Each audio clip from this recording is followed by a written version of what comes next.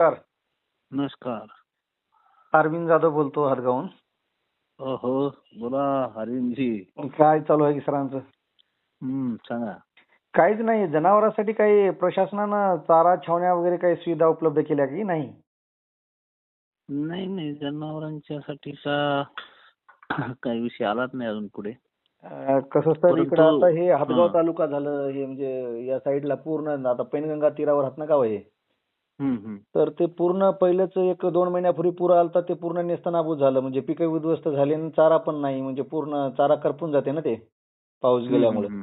त्याच्यामुळे ते आता शेतकऱ्यांनी जोपर्यंत स्टॉक होता कुटार, कोणता कडबा असा साहित्य, ते आतापर्यंत पुरलं समजा. आता एवढी दयनीय अवस्था व्हायली शेतकऱ्याची की म्हणजे जनावराला चारा अवेलेबल नाही. त्याच्यासाठी काही पर्याय व्यवस्था आपल्या प्रशासनाने केल्यात का असं विचारत होतो.